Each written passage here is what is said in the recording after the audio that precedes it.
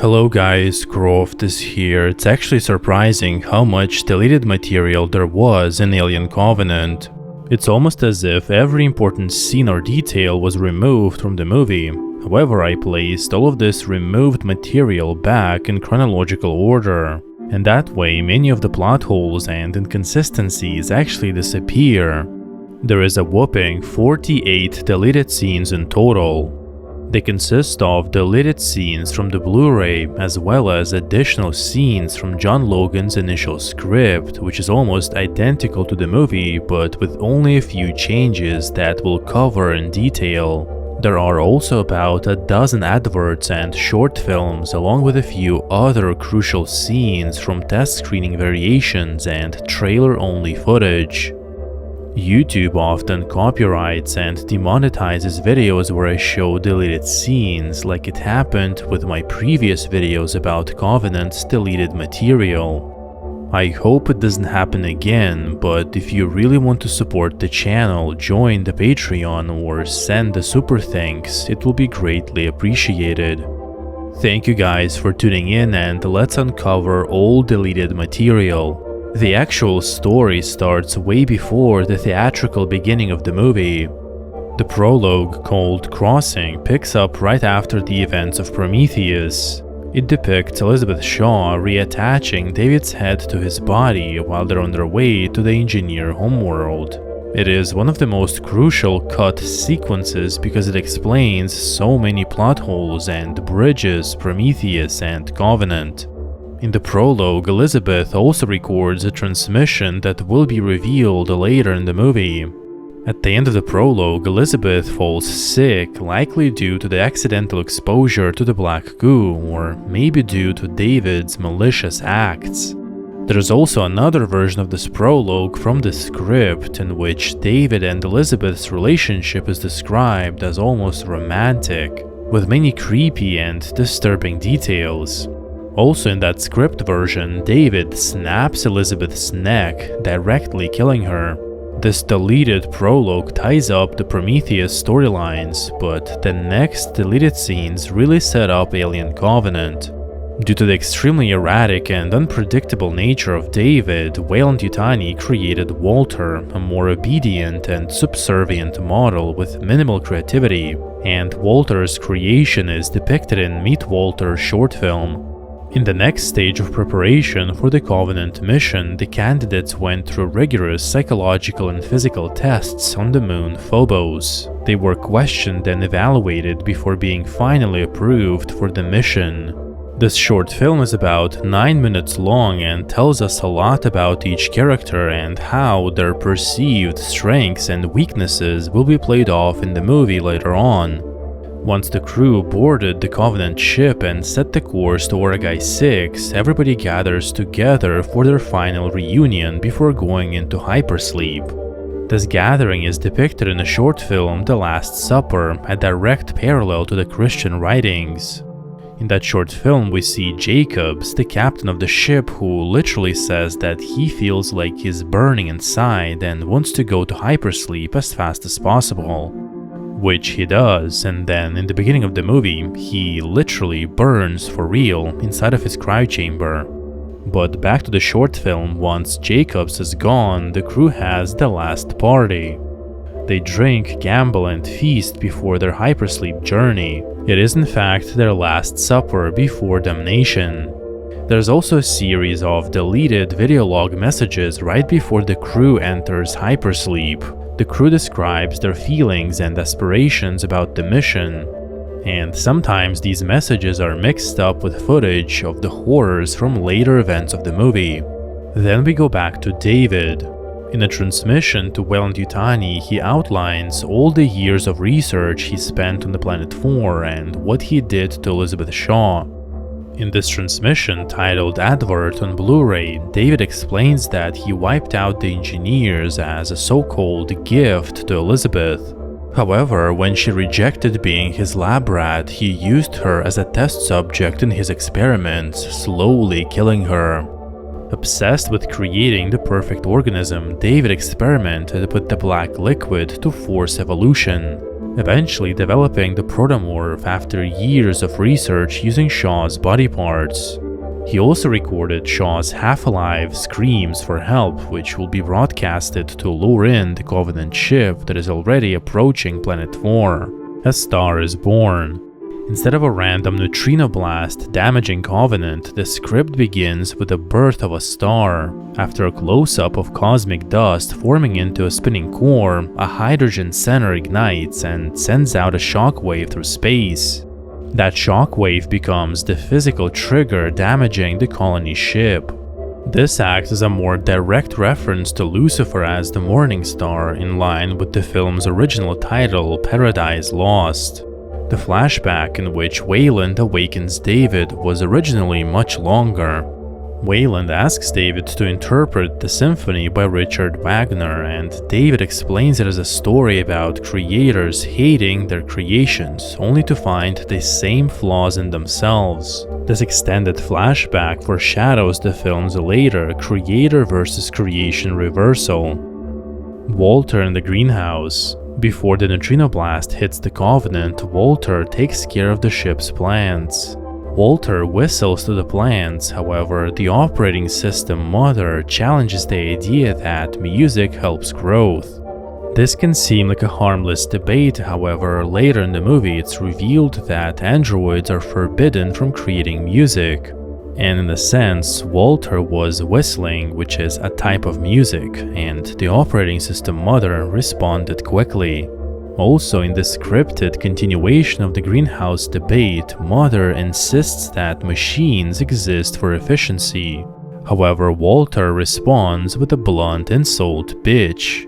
This moment nudges Walter closer to the franchise's long tradition of synthetics developing personality edges. The fire caused by the neutrino blast kills several crew members, including the captain. The rest of the crew then awakens to deal with the consequences and fix the ship. A script-only scene shows crew members showering and dressing after their unexpected awakening, with couples and everyday routines highlighted as baseline normal life. And I feel like they should have included that scene in the movie, and it would greatly contrast with the xenomorph attack in the shower later in the film. Orem and Daniels extended. After the damage assessment, Orem addresses Daniels as a grieving spouse and orders her to cry it out. A rather callous and soulless response.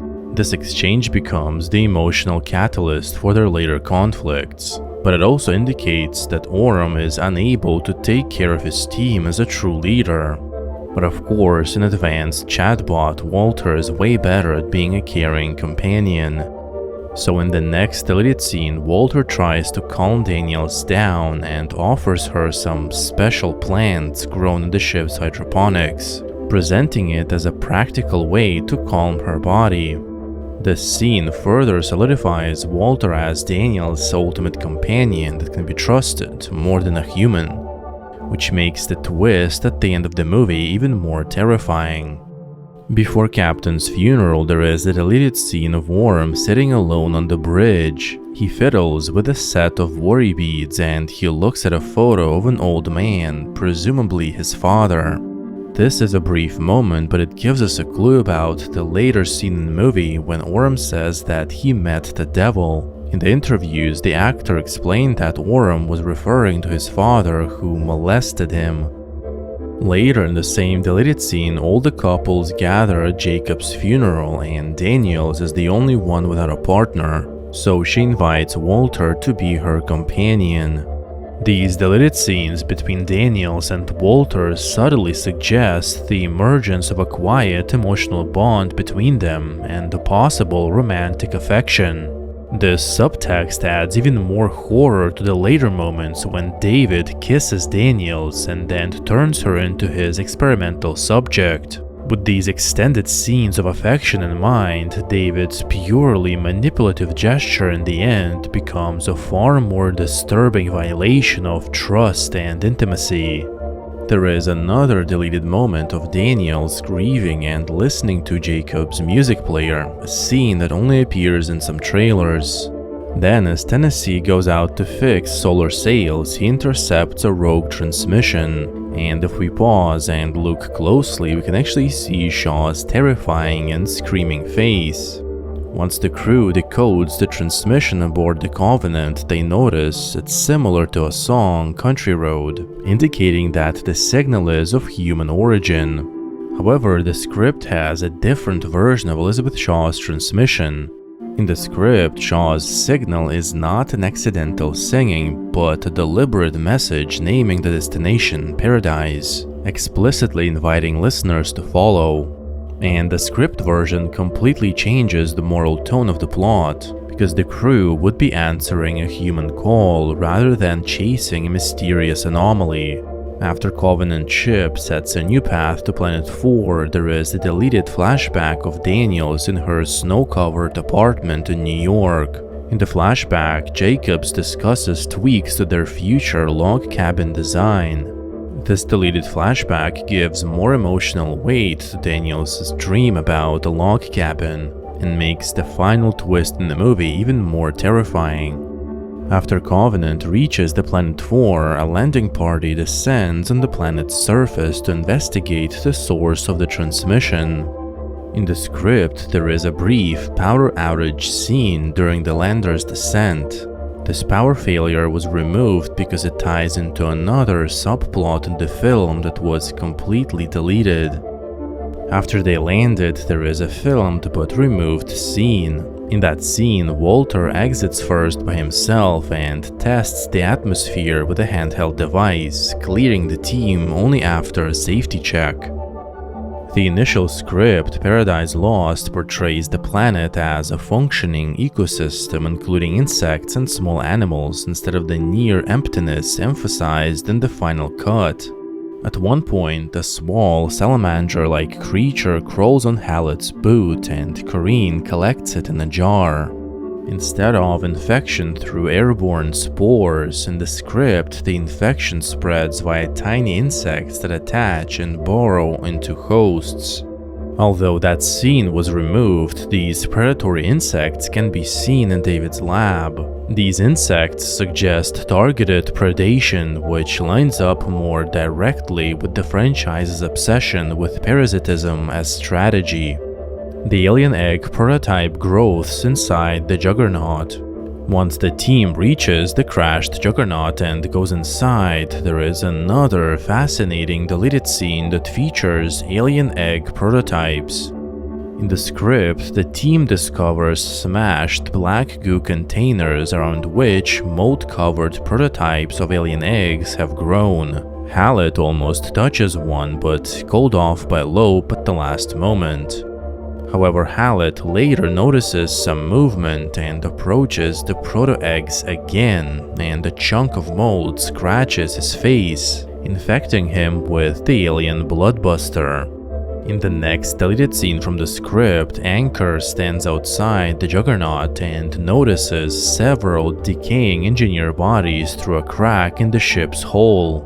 As the surrounding mist slowly disappears, he sees even more corpses scattered across the mountainside below. He sees shattered black goo ampules mixed with the engineer corpses.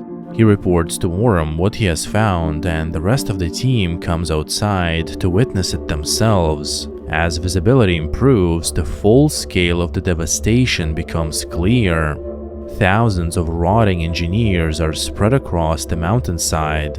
Utterly horrified by this scene, Daniels urges the crew to leave the planet at once, and Orem agrees with her.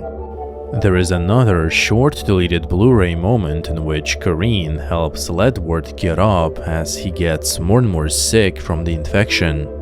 Now let's cover another subplot completely removed from the movie, the Covenant's power failure. In this deleted subplot, Tennessee flies the ship lower in the orbit to improve communication.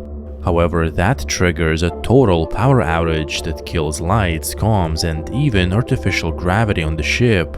It's precisely because of this power outage the landing party has such a hard time communicating with the Covenant. Later in the script, David explains that the power failures are due to the energy field generated by the engineer technology, but we'll get to that later. Back on Planet 4, after Lander 1 explodes, the survivors desperately fight with the two neomorphs. Eventually, a hooded figure appears in the field and shoots up a light flare in the sky, illuminating the night. In a test screening variation, David says, "Come with me if you want to stay alive." Come with me if you want to stay alive. That alternate rescue line in the wheat field directly echoes the Terminator. So the tone shifts from calm guidance to performative authority, turning the rescue into a pop culture power move. At the same time, the deleted power failure subplot continues aboard the Covenant. The ship's stasis systems begin shutting down, putting all the sleeping colonists and embryos at risk unless power is quickly restored. Tennessee comes up with a creative solution. He deploys one of the Covenant's solar recharge sails and connects it directly to the engines, generating enough power to restart the ship and move it back onto a safer, higher orbit. In the script, the journey towards the city was way longer.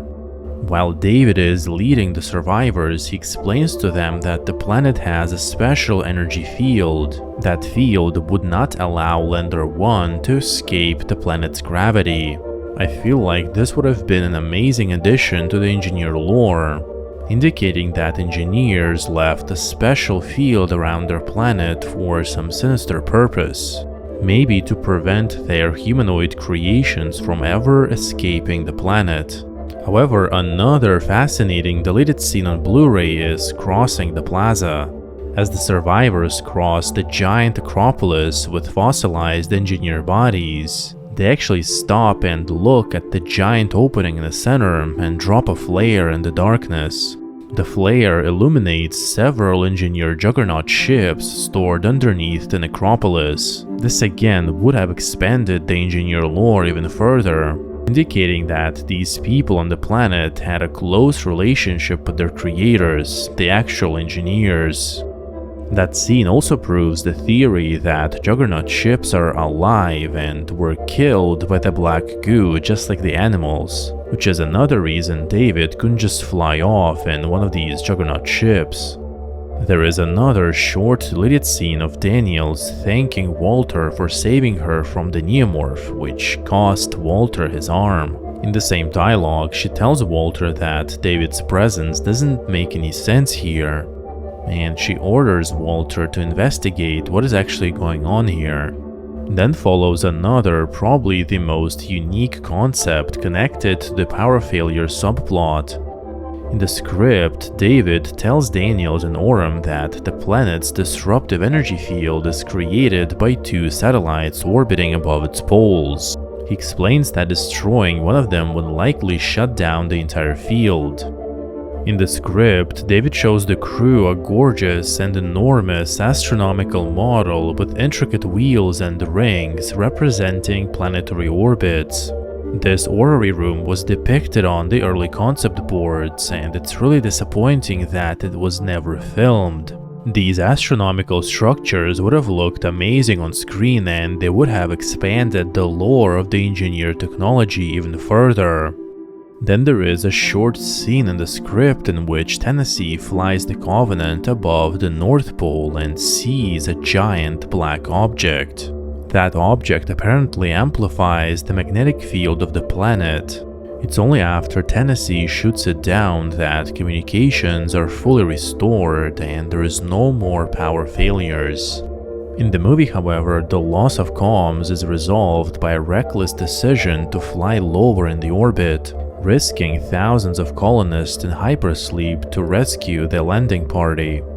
Another major change is that instead of making the crossing a promotional short film for Alien Covenant, that sequence was originally meant to appear in the movie as an extended flashback, showing Elizabeth reattaching David's head to his body, and David's eventual arrival on Planet 4 and the destruction of the engineers. And the script included an even longer version of this flashback. It began with David's severed head drifting in space after Shaw angrily ejected him from the Juggernaut. He eventually persuaded Shaw to bring him back inside and repair him, which was her deadly mistake. As the Covenant crew regroups in the Citadel, a now fully grown neomorph quietly approaches, sneaks inside, and creeps towards Rosenthal. In the Blu-ray deleted scene right before her death, Rosenthal initially puts down her weapon and recites a brief prayer in Hebrew as the creature approaches, a truly creepy detail. In the early screenings, Rosenthal's death scene was extended. The neomorph slowly rose up behind her before she realized it was there. It also hesitated longer before attacking, giving Rosenthal enough time to curse at the creature and grab her firearm before she was killed. In another Blu-ray deleted scene inside the Citadel, Walter returns to Daniels and Orem after speaking with David. He explains David's unstable mental state and notes that he has not received proper maintenance for decades. When Orem asks whether David might be dangerous, Walter cautiously describes the situation as disturbing. In the theatrical version, the group then realizes that Rosie is missing. That scene appears in the novelization but was cut from the film. So, like a true captain, Orem goes to confront David and finds grotesque and terrifying sight. The neomorph is devouring Rosenthal's body as David is observing with awe. The neomorph notices David and calmly approaches, as if communicating with its creator. Once Orem realizes that David completely lost it, he points his rifle at both of them and eventually kills David's monstrous creation. Orem then says that he saw the devil when he was a child, referring to the deleted moment of him looking at his father's photo. David then pretends that Orem is still in full control and unquestionably obeys his order to show his lab. The novelization includes another lore-changing deleted scene. In the novel, David shows Orem an ancient fossilized alien egg that he found in the engineer's city. The egg is completely inert, but it allows David to reverse engineer it and create his own version of the ovomorphs, which are much larger than the classic alien eggs. This scene further proves that David is not the creator of the xenomorph. He simply recreated or revived an older design. And interestingly, this fossilized egg can even be seen in the movie. After exploring David's devil's workshop, Orem is led deeper into the catacombs, and there is a short, deleted scene in which David stops midway on the staircase. David then dips his fingers into a weirdly looking bowl, oddly similar to the engineer's bowl from Prometheus, and gives the substance to Orem. David says that it's supposed to be an ointment to mask the terrible smell. However, it could also be some other substance to facilitate the xenomorph gestation. David looks into the egg. Some people argue that Orem would have never leaned over the egg, especially knowing that David was clearly unstable. However, in the script, David deliberately bends over the egg to demonstrate that it is safe, which then convinces Orem to look inside himself. And that moment highlights a key flaw in Orem's worldview. He prides himself on relying on logic and dismissing intuition or gut feelings. Logically, Planet 4 seemed like an ideal colony world, yet instinctively the crew sensed that something was wrong. The exact same pattern repeats with the egg. If David could lean over it without harm, then by Orem's reasoning it must be safe. In that instant, his strict reliance on logic, divorced from intuition, fatally betrays him. There is also a slight variation in the David-Walter fight. In an early work print of the film, the ending of Walter's fight with David was edited differently. David wasn't shown reaching for a knife before the scene cut, and the later shot of Walter glancing back at the Citadel as he leaves was also absent. Protomorph versus neomorph fight.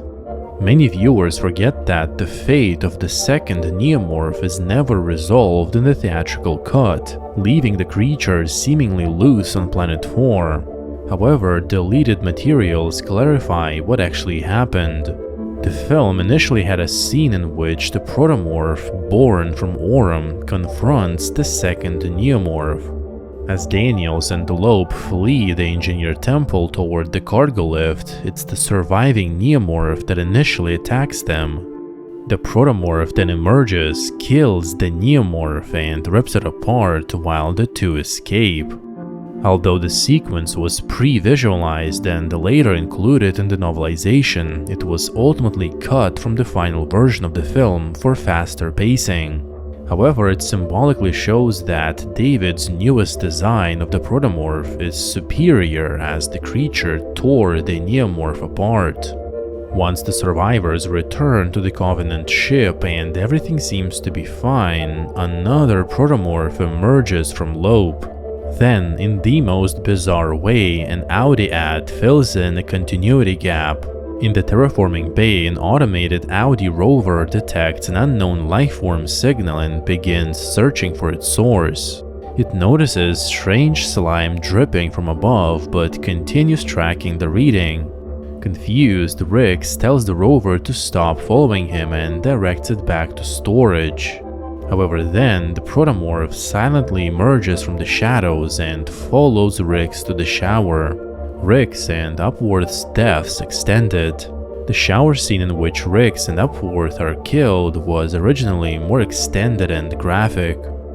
After punching through Rix's head, the protomorph was meant to use its tail to pull a terrified Upworth toward it before jumping on her and crashing through the glass, which is kind of similar to Lambert's death in Alien of 1979. The sequence was later shortened, and some of the more violent and explicit imagery was trimmed in the final cut.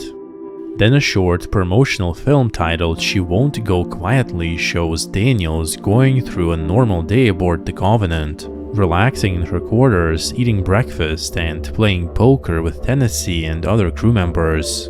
During the game, Mother suddenly goes silent and then alerts Daniels about the protomorph on the ship. Daniels arms herself with a rifle and prepares to confront the creature. This scenario appears as though it could take place after the crew's return from Planet 4. However, it doesn't match with the film's main timeline, since characters like Ferris and Ledward, who are already dead in the movie, are portrayed as still alive. Because of these inconsistencies, this short film can only partially be placed in the main plot of the movie, the acrobatic alien, the Red Corridor Leap.